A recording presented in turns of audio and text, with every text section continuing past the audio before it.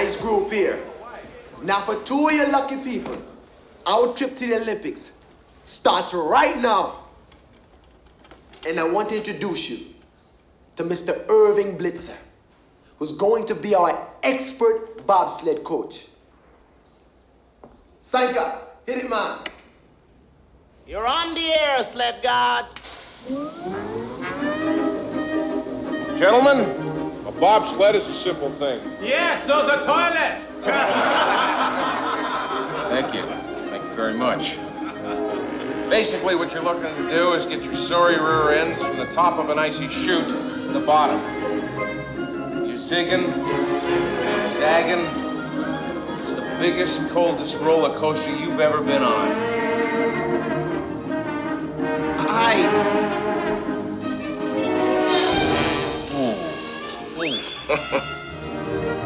Oh, yeah. Oh, yeah. I almost forgot. One minor drawback to this delightful winter sport is the high-speed crash. That hurt. Always remember, your bones will not break in a bobsled. No. They shatter. Hey. So, who wants in?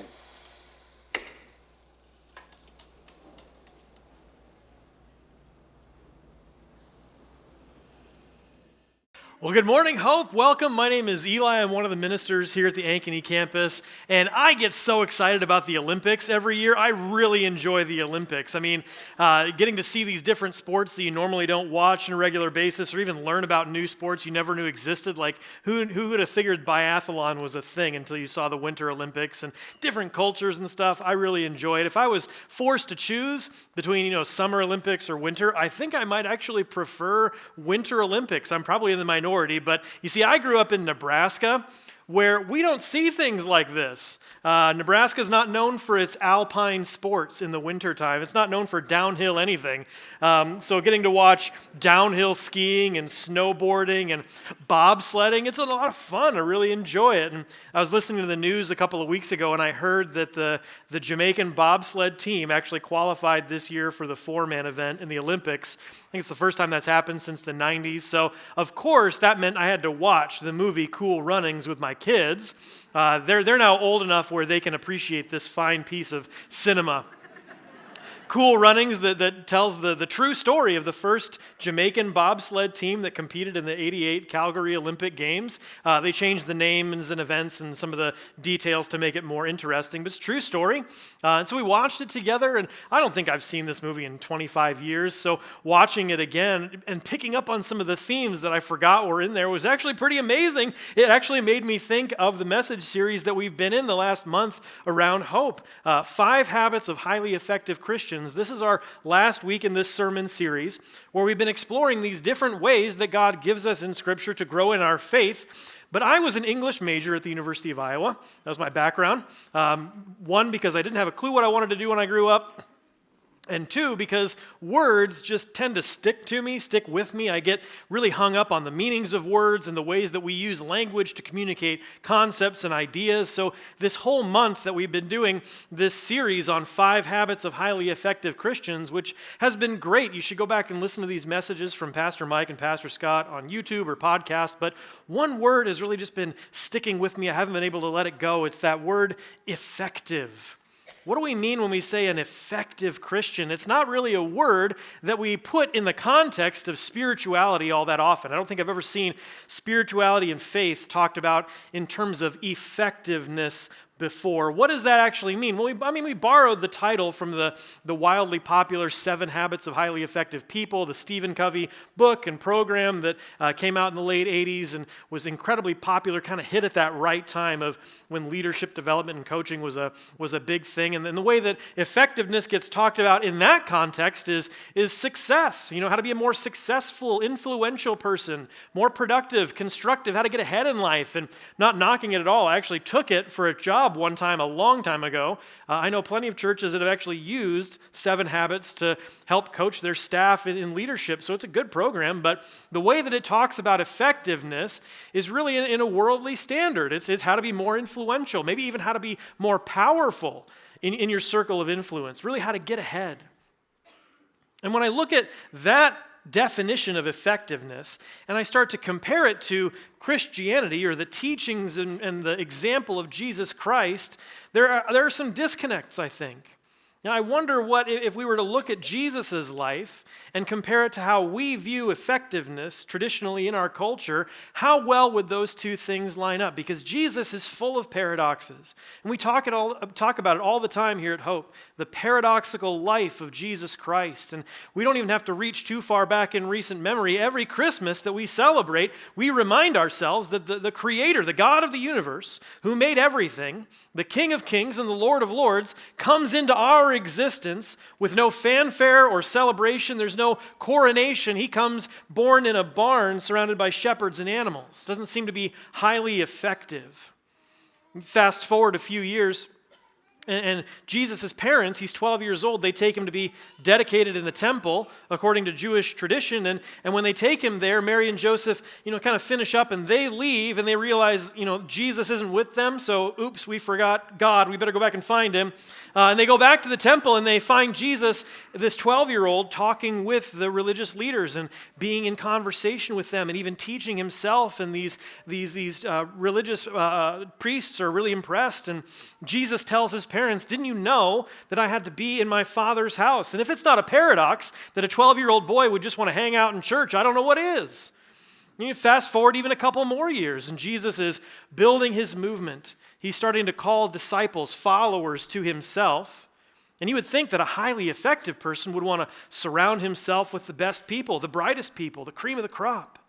And instead, Jesus surrounds himself with fishermen, tax collectors, with a couple of criminals even. That's who Jesus surrounds himself with, builds this worldwide movement from. Doesn't seem to be a highly effective way to go about doing anything. When Jesus enters into Jerusalem during Holy Week, and the people of Jerusalem are expecting this Messiah, this liberator, this conquering king to come in and set them free from oppression, they're expecting a conqueror, and Jesus doesn't ride in on a war horse, he comes riding on a donkey. And when Jesus saves the world, rescues the entire creation from its sin, he doesn't take lives, he gives up his own. It's not highly effective, at least in the ways that we judge effectiveness.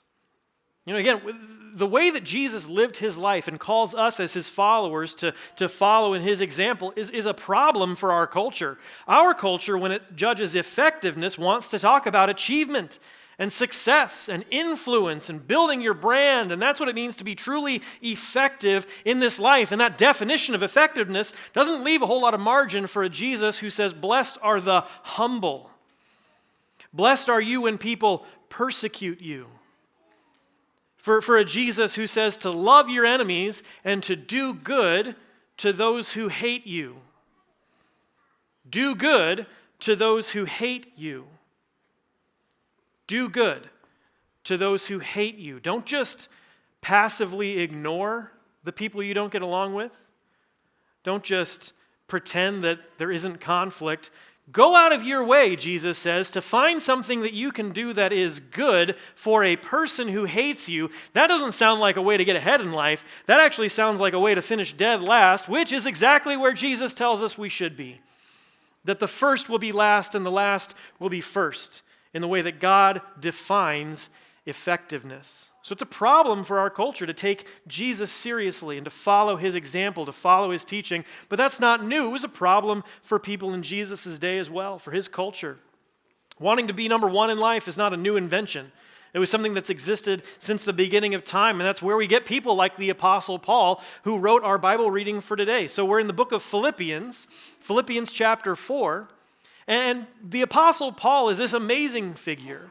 And we kind of look up to him because God used him to really start the movement of Christianity after Jesus, planting churches all over the Mediterranean. And this letter that he writes to the church in Philippi in the north of Greece for our Bible reading, he explains to them what it means to follow the example of Jesus Christ. But before Paul was, the apostle Paul, church planter, disciple maker, leader, he was a Pharisee named Saul, and he was highly effective. Saul was a highly effective Pharisee, an incredibly bright, strong leader who believed that what he was doing, making a living persecuting Christians, persecuting the church, going after the people who he felt were threatening to his way of life, he felt like that was what it meant to be successful and effective. So in our Bible reading, when he's writing to this Philippian church, a chapter before, in Philippians chapter 3, if you want to open your Bibles there, Paul actually shares his testimony of what he was like before he met Jesus. And it's a healthy practice for all of us to be engaged in. If you've never done this before, just go home today and write down what your life was like before you met Jesus. Who were you before then? What were the things that were the most valuable to you, your highest priorities, the ways that you would define success and effectiveness and achievement? What was your life before you met Jesus? And this is what Paul says about that. If someone else thinks they have reasons to put confidence in the flesh, I have more. What Paul is saying is, if you think you're great, I was better. Circumcised on the 8th day. It's a weird thing to brag about, but we'll go with it. Of the people of Israel, of the tribe of Benjamin, a Hebrew of Hebrews, in regard to the law, a Pharisee, as for zeal, persecuting the church, as for righteousness based on the law, faultless. Now, I struggle with pride in my life, but I don't remember a time when I ever thought I was perfect. But Paul here is being brutally honest. He's saying, this is really what I thought of myself before I had an encounter with Christ. I thought I could do no wrong. I thought I was 100% right in my actions, especially those going after Christians and persecuting churches. I thought that I was faultless before I met Jesus Christ. I was a highly effective person at what I did. I was number one in all of these things. And it'd be really easy for us to judge Paul and say, well, I don't do that. Until I would start to put let's put our own credentials into this list. How would you fill out this list? What are the things in your life that you feel most proud about? Those parts of your life, and I'm not talking a healthy pride, I'm talking an unhealthy, values-based judgment about this is what's most important to me, most important about me. I wonder what you'd put in, because, before Paul met Jesus, he bragged about his religiousness, about his spirituality, about his morality. Yep. We don't struggle with that, right? Christians don't have a problem with puffing themselves up about being more moral, more righteous than other people. We don't have a problem with pointing moralistic fingers at the world around us and saying, well, they're not as good as me because I'm religious. We don't have a problem with that in Christianity. Before Paul met Jesus, he bragged about his nationality, about his ethnicity. We don't have a problem with that right now in our culture, do we? It's not, especially not in the United States. We don't have an issue with thinking that we're the best and that other people aren't as good as, and that one race is better than another, one nationality is better than another, that the most important thing about you is where you were born. We don't have a problem with that, do we? Before Paul met Jesus, he bragged about his vocation, about his achievements, his accomplishments, the things that he did for work. I've certainly never felt an unhealthy amount of pride and entitlement from the things that I've accomplished in my life. I've never looked at the degrees hanging on my wall with pathetic pride in my heart, thinking that was when I really arrived. I certainly wouldn't go chasing more of those things, trying to achieve more accomplishments and gaining more in life and wanting to continue to prove to other people that I think I'm good enough. That I don't go through life thinking that if I just had one more possession or one more position or one more piece of paper that I finally will have arrived. I don't struggle with that at all. It's not my story. What would you fill into this list? What are those things that you put up on a pedestal as the most important thing to you in your life that's more important than even God? And how has that gone for you? What has it done?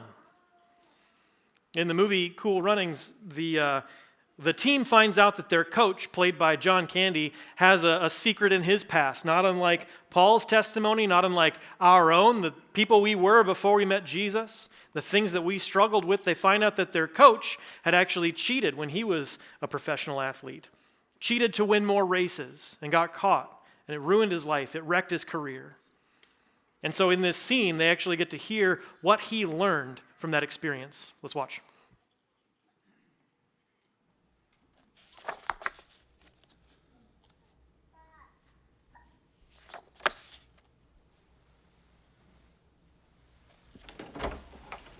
Derice, you in here? Hey, Coach. Oh, there you are. How you feeling? All right? Good, good. You all set to follow in your father's footsteps? I think so. You think so? All right. I know so. That's more like it. We're gonna go grab a bite to eat. You wanna join us? Nah. I didn't think so. I'll pick you something up. Hey, Coach. Yeah. I have to ask you a question. Sure. But you don't have to answer if you don't want to. I mean, I want you to, but if you can't, I understand. You wanna know why I cheated, right? Yes, I do.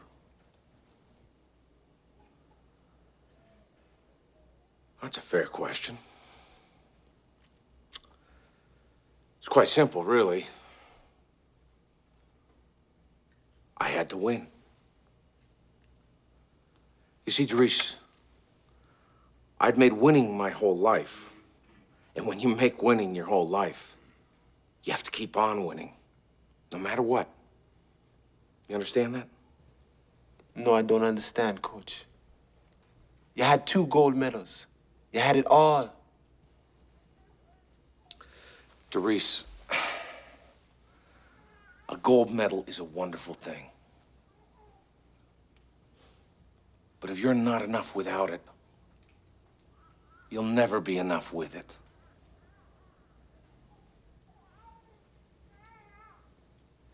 Hey, Coach. How will I know if I'm enough? When you cross that finish line, you'll know. So I wonder what it is for you today. What's it for you? What is that thing that you feel like you're never going to be enough without? That thing that you're chasing, putting up on the pedestal, that you think that's what effectiveness looks like, that's what success looks like, that's what it means? You know, is it that next accomplishment, that next award, that next achievement, that next promotion? What is that thing for you that you feel like is more important than Jesus Christ? Because when Paul actually does realize that all of those things, none of those things last, all those accomplishments, those things that he felt the most pride in, none of those things will survive eternity. The only thing that really matters is your relationship with God through Jesus Christ. That's the only thing eternal about who we really are. When Paul realizes that and he gives his life to Jesus Christ and he says, Jesus is the most important thing about who I am. He's where I get my value from. He's who gets to tell me what's most important in my life. Everything changed for Paul. In Philippians 3, he tells us his testimony of who he was before he met Jesus. This is who he is after. I consider everything a loss because of the surpassing worth of knowing Christ Jesus my Lord, for whose sake I have lost all things. I consider them garbage, that I may gain Christ. Not just less important, I consider those things to be of no value at all compared to the eternal worth of knowing that who I am and what I'm doing in this life matters because I serve Jesus and he loves me and he says that I am valuable. When he learns that that's the most important thing, he's able to set all of those other things aside. And he even says, I found the secret to this life because of that. In our Bible reading, he says, the secret in this life, I have learned to be content, whatever the circumstances. Whether I have nothing or I have everything, whether I'm hungry or I'm full, I have learned to be content, whatever the circumstances. Now, contentment, that's a word in Christianity we don't like to talk about all that often. What does contentment mean for us today? What does it look like? I mentioned I was an English major in college, which means I did not have a job when I graduated. Surprising. I had interned at a church in Iowa City. I'd been on staff as a worship leader for a while in college, and that's kind of how I got my start. But at that time, I really didn't know if that's what God was calling me to be in ministry full time. So I took a job at a college in eastern Tennessee, Bristol, Tennessee. Any NASCAR fans? Bristol, Tennessee? It's not a lot in Iowa. Everyone in Bristol would have had their hands up by now. The entire economy runs on race car driving. It's a big culture shock for me, especially going from the Midwest to the Smoky Mountains. But this college in eastern Tennessee hired me to be a resident director. So I'd been an RA at Iowa. People might know what that is. On-campus staff. And a resident director is a full-time live-in director. So my first apartment out of college was going backwards to live in the men's dormitory at this college, where as a resident director, you are basically the backstop for any catastrophe that happens, no matter what. Sometimes literally putting out fires at 3 o'clock in the morning. It was an amazing, amazing experience. There's the written expectations for a job like this, the job description, the things that, there's time off written down, there's a call schedule, a rotation, there's, you get time to be by yourself, but there's also an unwritten, unspoken expectation for a job like that. And some of you might have this even in your own career today. If you want to advance, they would not say this out loud. If you wanted to get ahead in this career, if you wanted to be highly effective, and there's a career track to it. It's where like college vice presidents can come from and things like that. If you want to advance in this career and be effective, then you really need to be on call 24/7. You need to have the attitude, the mindset that even if you don't have the call phone in your pocket, you're the one who is going to respond. You are going to give all of yourself all day, every day to this job. My wife and I, we were engaged at the time. She was doing her internship in San Diego, and I was in Bristol, so 3 time zones apart, communicating this new thing called Skype back in the day. Poor Skype. When we finally got married that March, she got the privilege of moving into my apartment in the men's dormitory at this college. It was our first apartment together. And I began feeling this discontentment with that mentality around work. Not a discontentment about wanting to get more, earn more, gain more, a holy discontentment that a 24/7 mindset when it comes to your vocation is not the healthiest way to live your life. And there are many careers like this. Maybe you even work in one where the unspoken expectation is not a full-time job, but 50, 60, 70 hours a week, that's really what you need to do to advance in your career, to be highly effective, to have success. So as I'm feeling this holy discontentment that I really don't think I want my life to be this way, my wife and I started praying about, okay, God, what else could we do? We didn't know anybody in Tennessee, and we were just open. God, where do you want us to go? We will go anywhere because we want to follow you. We want to be content in our circumstances. We want to know that you're the one who's driving us forward in this life, that you're more important to me than my job. God, you're more important to me than what I do for a living. So where would you send us? And after praying that prayer for a few months, a company in Chicago reached out because they were looking for somebody who does the things that my wife does. And a church in the same area in the suburbs of Chicago was looking for a guy like me to jump back into ministry, to lead worship, to build up small groups, to really start a ministry career. And so we said yes. Now, at the time, being newly married and already having moved once across the country, we really didn't have a lot of money to move back halfway across the country to Chicago. But we still said yes, and we decided we're going to take this step because we feel like that's what God is calling us to do. And I remember moving into our 800 square foot basement apartment and having about, like a budget of maybe $80 to go and get, the bare essentials from the grocery store to make it to the first payday. And we were in the checkout line at Woodman's grocery store in North Aurora, and we rang up for something like $79 and change. And I will never forget standing there and feeling just this wave of contentment wash over me. You'd think I would have been panicking.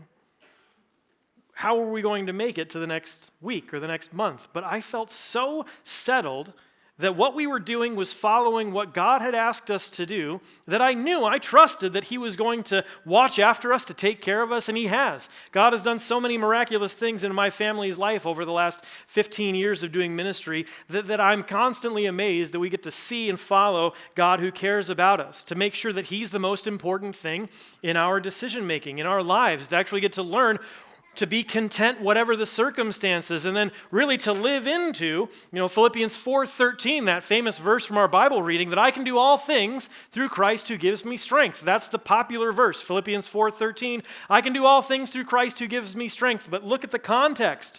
It doesn't come from just nowhere. You don't just get strength all the time for whatever you want to do, whenever you want to do it. It comes from being content. That when you find yourself in a place of contentment, that you know that the most important thing in your life is who you are to God, and that you found yourself in a relationship with Jesus, that he is the highest part of who you are, then you have access to all the strength that he offers you. When I find myself content, that's when I know I can do all things through Christ who gives me strength. So I'm preparing for this weekend, and contentment is a big idea. It's hard to kind of wrap your minds around. It is for me too. So when I'm doing that and I'm thinking about, okay, God, what do we want to talk about this weekend? Oftentimes I'll get outside and walk around and pray about it. And it was an awful week to do that this week. To walk around outside and try and focus on, contentment.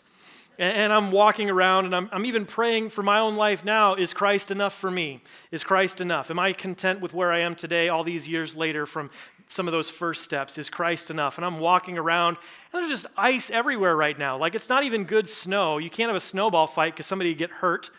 And I'm walking around, and is Christ enough? And I start to realize that I'm praying this prayer, and the first letters of the words that I'm praying spell the word ice.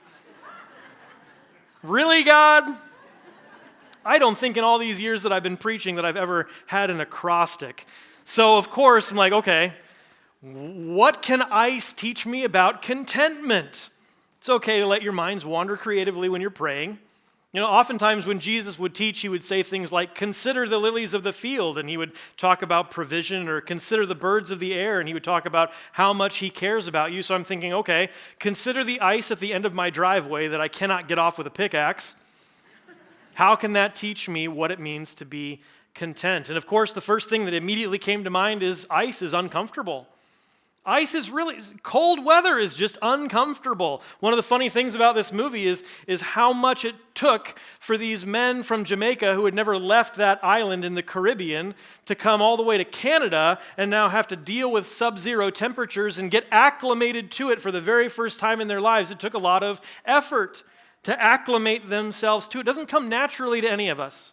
Contentment is not something that comes naturally to us. If you think all the way back to the very first story of the Bible, Adam and Eve are put in the Garden of Eden. Eden means paradise. Everything they need and want is right there, including the very presence of God himself. And he says, the one thing you can't have is that piece of fruit on the tree. And the one thing that they wanted was that piece of fruit on the tree. Maybe even discontentment with what you have and where you are could be a root sin for all of us. Doesn't come naturally. It takes some getting used to, some acclimation. And Paul even has some insight for that in Philippians. He talks about how we can acclimate ourselves to an attitude of contentment by paying attention to the things that are affecting us. Maybe this weekend we're not talking about being an effective Christian. We're talking about how to be an affected Christian. What are the things that are influencing you? What are the things that are affecting your life? Paul says, finally, brothers and sisters, whatever is true, whatever is noble, whatever is right, whatever is pure, whatever is lovely, whatever is admirable, if anything is excellent or praiseworthy, think about such things.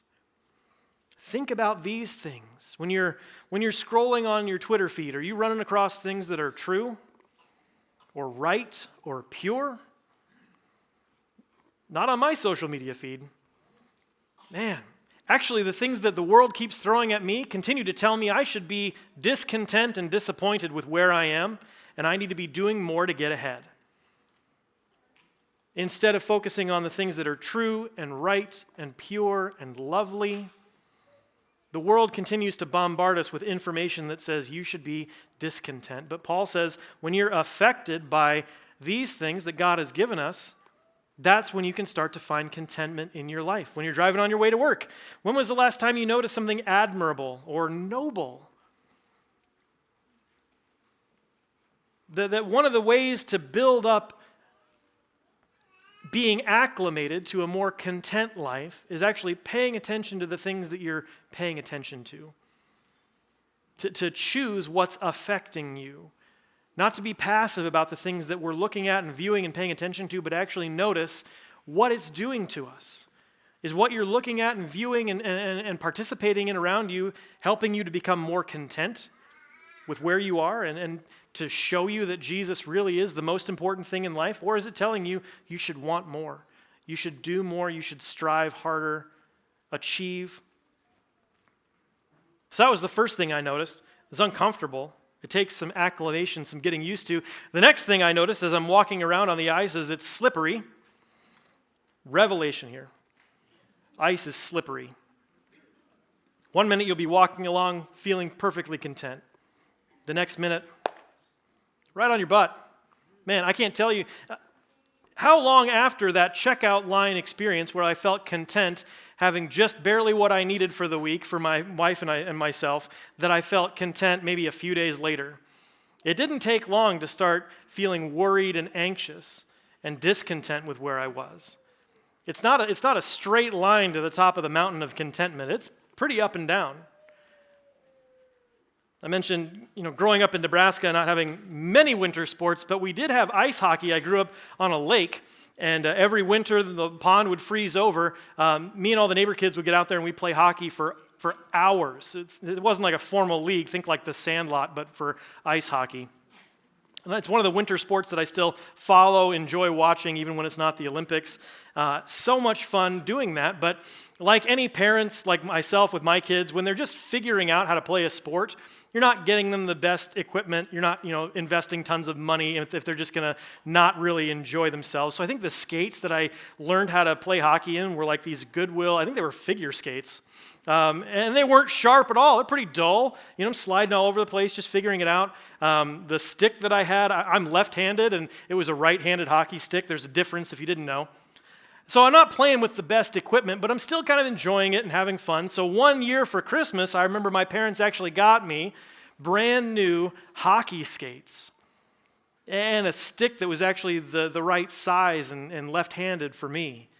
And it changed the game. It made it so much more enjoyable. We were able to play so much longer and get so many more bruises because we had the right equipment. And so all these weeks that we've been talking about how to be a highly effective Christian, it's not to chase the things that the world says is important. It's to have the right tools, the right equipment to grow in your spiritual life, to become more content, to become more settled that Jesus really is the most important thing for you, that Christ is enough to meet all of your needs. And that comes from things like we've been talking about, having the right equipment, being in classes at church and getting into small groups and joining these ministry teams that allow us to serve together and use our gifts and to worship with each other and remind ourselves of the promises of Jesus Christ that He does love you. He does care for you. He wants what's best for your life. And the final thing I noticed as I was, again, thinking these great memories of playing pond hockey as a kid, I remember skating out into the middle of a frozen lake and just looking around, realizing, when else do you get to look at this? I mean, we didn't have a boat growing up. Unless you have a boat in the warmer months, you can't be out in the middle of a lake standing around just looking at things. It really changes your perspective. Ice gives us kind of a bridge to look at the world in a different way. It actually allows you to walk on water, maybe even to see things from God's point of view, a different perspective in the world than you normally see, to stand where you couldn't stand before. Maybe to see these paradoxes that Jesus talks about and lives in front of us, and to really make them true for us. The best way to get ahead in life isn't by outperforming other people, it's actually by being content with where we are today. Richard Rohr, who's a Franciscan priest, kind of sums it up this way. We suffer to get well, we surrender to win, we die to live, which is what Jesus shows us on the cross. And we give it away to keep it. For Paul in Philippians to say, I was holding on so tightly to who I was before, to all of these parts of myself that I thought were more important than God. And when I started to release those things, to open my hands and to say, God, whatever you want to do with my life, wherever you want me to go, that's where I'll go. I'll follow you there. And to actually start to receive blessings because you were letting go of the things that you thought were more important than God. That you actually can, in a weird way, you can win by losing. So one more clip from the movie Cool Runnings. Every underdog movie ends the same way. The underdog wins, right? Wouldn't be an underdog movie if the underdog didn't win. But in this movie, something different happens that shows us a different version, a different reality, a different truth to what it really means to be effective. Let's watch.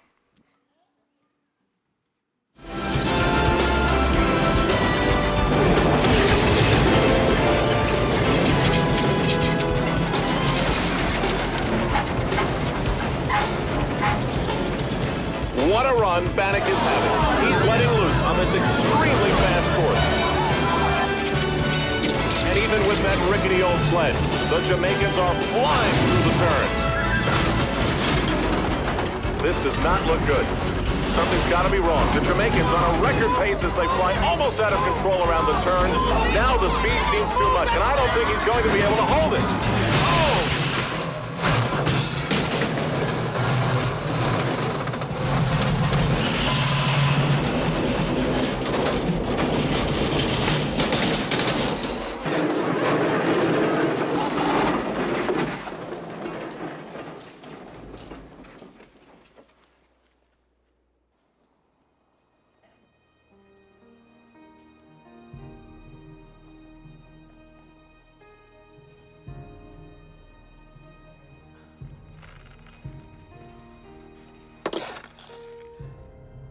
I have to finish the race.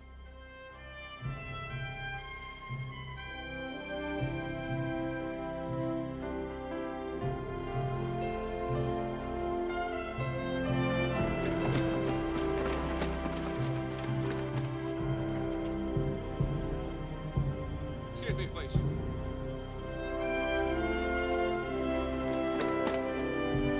Excuse me.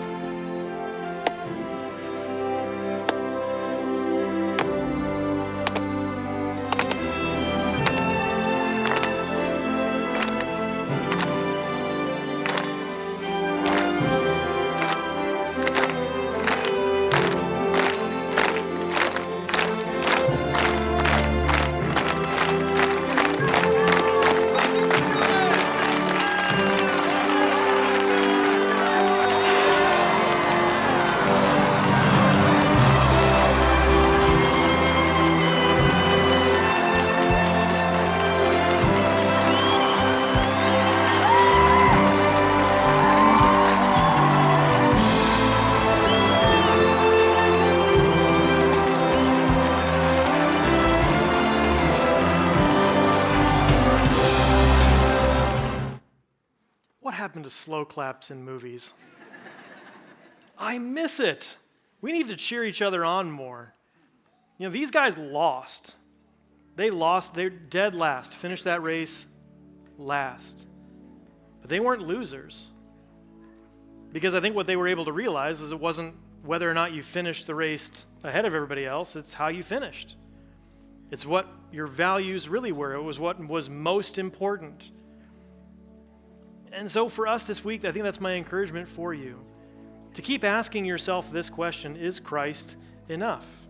And as you're scraping ice off your windshield when it gets below zero again and you're wondering, man, I need a bigger garage or remote start for my car or something. Is Christ enough? Or shoveling snow off of your neighbor's driveway who hates you because you've decided you want to do good for somebody you don't get along with, and keep asking yourself, is Christ enough? Or instead of working, 60 hours, you take some time and just go ice skating with family or friends. And is Christ enough? To continue to remind yourself that he is the thing that truly lasts. He is the relationship that matters for all of eternity, and he loves you and will take care of you.